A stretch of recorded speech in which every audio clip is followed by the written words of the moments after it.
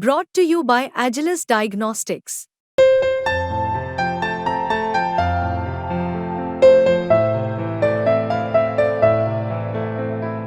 Agilus Diagnostics.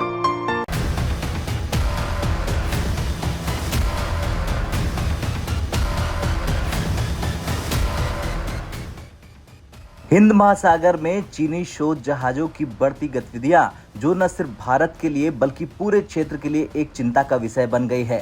दरअसल हाल ही में एक रिपोर्ट सामने आई जिसमें बताया जा रहा है कि कम से कम 3 चीनी राज्य संबंधित शोध जहाज भारतीय महासागर क्षेत्र यानी IOR में सक्रिय रूप से काम कर रहे हैं। ये जहाज हैं जियोंगयांग होंग 03, जोंगशॉन डा शू और युआंग वोंग 7।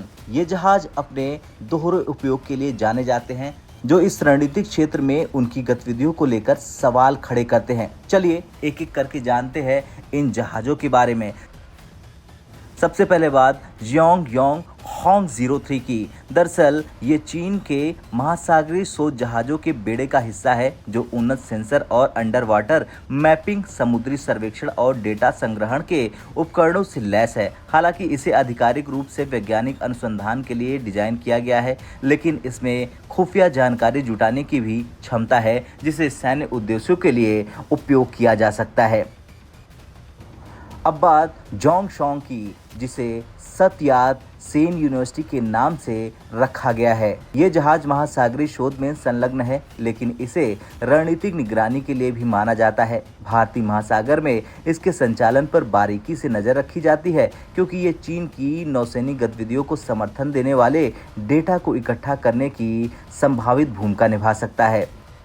अब बात करते हैं युआंग वोंग 7 की, जो कि चीन के अंतरिक्ष समर्थन बेड़े का हिस्सा है। ये उपग्रह लॉन्च और अंतर्महाद्वीपीय बैलिस्टिक मिसाइलों की निगरानी के लिए मुख्यतः उपयोग किया जाता है। इसका भारतीय महासागर में उपस्थित होना चीन के व्यापक रणनीतिक हितों से जुड़ा हो सकता है, जिसमें अंतरिक्ष और मिसाइल गतिविधियां शामिल है।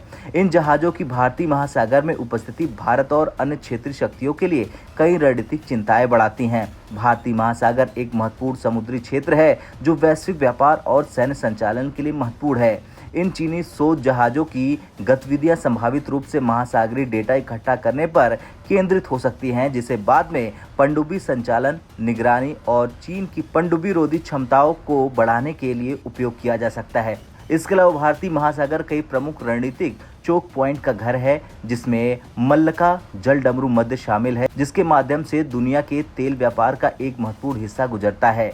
इस क्षेत्र में चीन की बढ़ती समुद्री उपस्थिति को इसके हितों को सुरक्षित करने के प्रयास के रूप में देखा जा सकता है। भारत और इसके साझेदार जैसे संयुक्त राज्य अमेरिका, जापान और ऑस्ट्रेलिया भारतीय महासागर क्षेत्र में इन जहाजों की गतिविधियों पर बारीकी से नजर रख रहे हैं। इन जहाजों की उपस्थिति इस क्षेत्र की सुरक्षा और स्थिरता सुनिश्चित करने के लिए समुद्री डोमेन जागरूकता और सहयोग की आवश्यकता को रेखांकित करता है। खैर, ये थी हमारी खास रिपोर्ट चीन की जासूसी वाले या फिर कह लें शोध जहाजों के बारे में। आपका क्या कुछ कहना है? क्या हिंद महासागर में भारत चीन की हरकत पर लगाम लगाएगा? कमेंट कर जरूर बताएं। ब्यूरो रिपोर्ट, भारत तक।